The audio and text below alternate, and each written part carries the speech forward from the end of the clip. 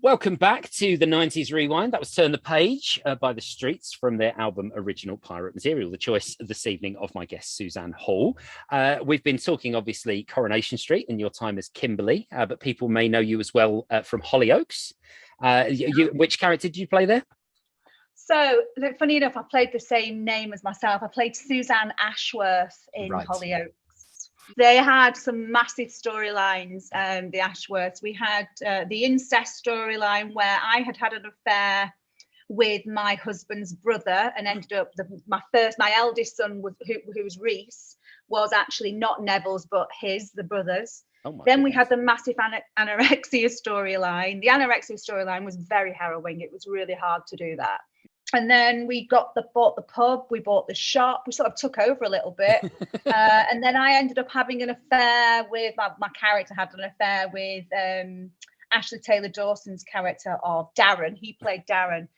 Ended up getting pregnant and then having twins in the, where did I have my twins? Oh, in the spa. In the spa. Well, of course you did. I mean, that's where everybody has twins that are possibly conceived out of wedlock with the third affair you're having that week. It's it's the way soap operas work, I believe. It was great.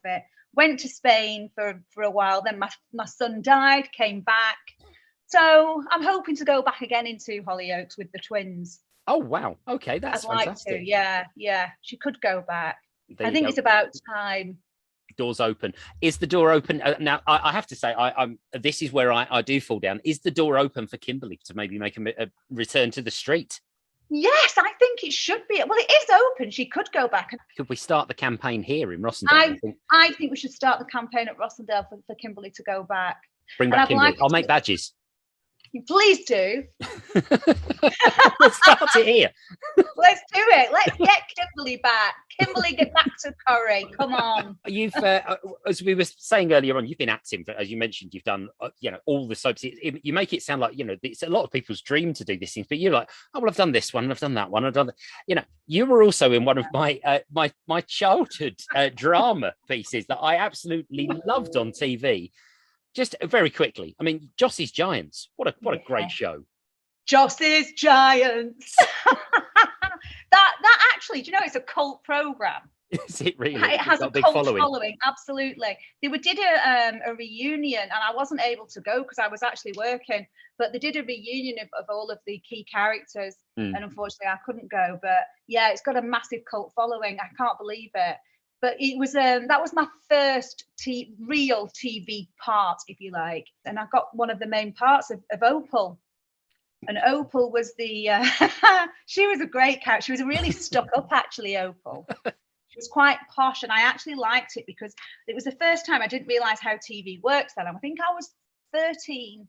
I was only 13 and went out with the buyer for the program. I went to Kendall's, and the character parents had lots of money, so I got these gorgeous outfits. I will never forget it. It was this gorgeous cardigan, all these different colours, and I think it was about 140 quid this cardigan then. That was a lot of money.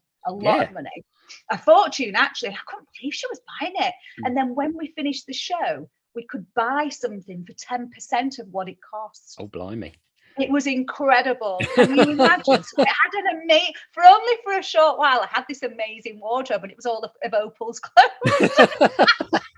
See, the bonuses that you don't expect from the acting world, and all of that from basically, having a good time, hanging around the football field and leaning on some goalposts quite a lot. Yeah, that's true. The best episode, if your listeners know this, they must try and find it. There was one, it's called The Italian Job or something, this particular episode. I remember it well. I remember it. It's when all the Italians came over.